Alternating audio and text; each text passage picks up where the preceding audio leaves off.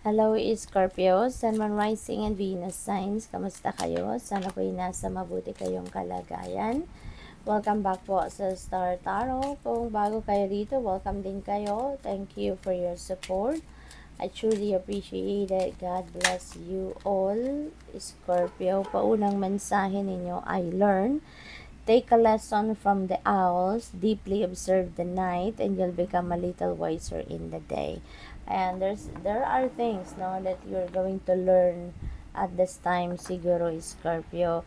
Maaaring yung matututunan ninyo dito kung ano yung mga nangyayari na sa paligid ninyo could give you learnings, wisdom, ganon. Or probably, no, na baka meron ditong mga mag-a-advise sa inyo at matututo kayo doon, no, sa mga lessons, no, that will be shared to you, no, ng kung sino man.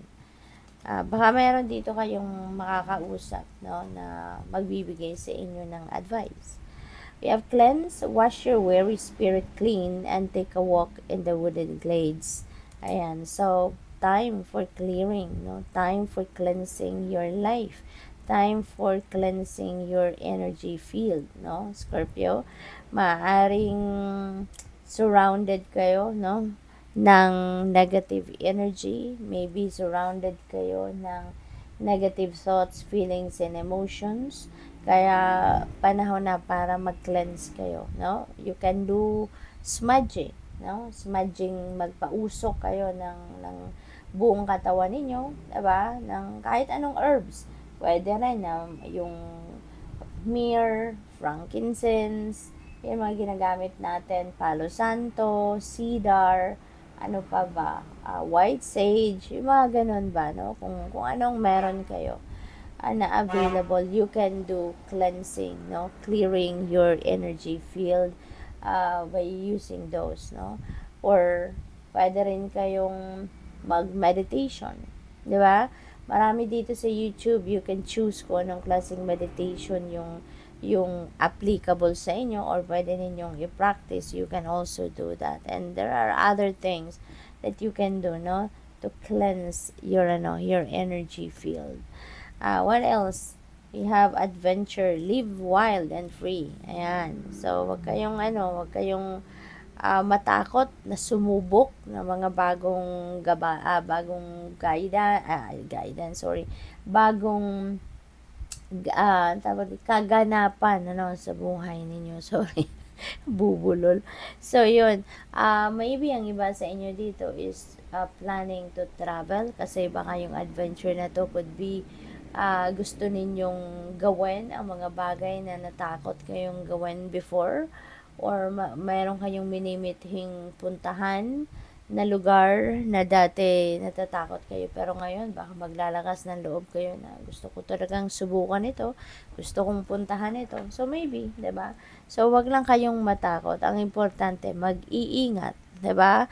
Mag-iingat kayo sa bawat galaw na gagawin ninyo. So tingnan natin kung ano pa ang messages for Scorpio.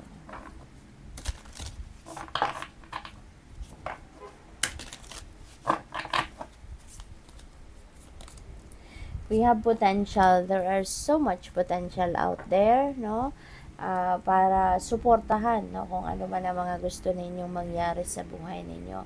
There are so much potential out there na that can help you na ma-carry out ninyo kung ano man yung mga bagay, sitwasyon na gusto ninyong mangyari or gusto ninyong matupad, 'di ba? Sa buhay ninyo, dreams, goals, 'di ba? Or kung ano man ang mga adventure na gusto ninyong gawin, mayroon potential, no? Mayroong potential na pwede ninyong magawa yan. May sa katuparan ninyo. So you just have to be on the lookout for those. Taking risk. Ayan. So matatag, matibay na ngayon talaga kayo, no? Matapang. Ganun na ngayon sa Scorpio kasi handa na rin kayo na mag-take risk. You are ready to come out of your comfort zone sa ngayon, no? Maaaring ang mga potential out there, yung mga opportunities out there, ay maaaring, ano na yan, no? Requiring you to take risk talaga, no? Maaring ito na, nandito na yung mga pagkakataon para magkaroon na kayo ng ng lakas na loob para masubukan ang mga bagay na gusto ninyong subukan or magawa ninyo mga bagay na hindi pa ninyo nagagawa. So ngayon, handa na kayong lumabas siguro sa inyong comfort zone, no? At harapin ang mga sitwasyon or mga bagay-bagay na dati ay takot kayo, no?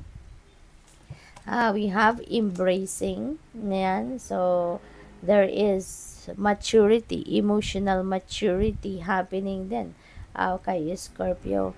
Kasi nandito na yung ninyo,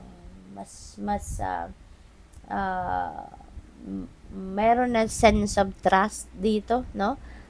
For some of you, nagtitiwala kayo. There's going to be some trust in the divine, trust in the divine plan, 'di ba? May sense of surrender din dito, no, for you, Scorpio, na kung mayroon man mga pagbabago na mag-unfold sa buhay ninyo sa ngayon, hindi kayo yung kukontra pa, hindi kayo yung mag-i-insist pa na kung anong gusto ninyo, but instead you are going to surrender, no, to the natural ebb and flow of life. You're going to surrender to the divine plan. Kung ano ang mag-unfold sa buhay ninyo, you're just going to embrace it. Magtitiwala lang kayo. Yung ganon, no? Kaya maganda to. What else? We have protection. Ayan. So, there could be something that you need to protect. Pwedeng yung sarili ninyo, pwedeng posisyon ninyo sa trabaho. It could be anything, no? That na nire-remind kayo dito that you need to do it yourself. And also magtiwala lang din kayo, no, na you are also divinely protected, no? The divine universe and the rest of your spirit team, you know, are also there to protect you, 'di ba? Pinoprotektahan ka din. Kaya wag kayong mag-alala. You have nothing to fear, you have nothing to worry about. Ang importante, lagi kayong nagtitiwala talaga, no, sa divine universe and the rest of your spirit team, that you are divinely protected, guarded, and guided. So, good luck po. Thank you for watching. Love and light. Namaste.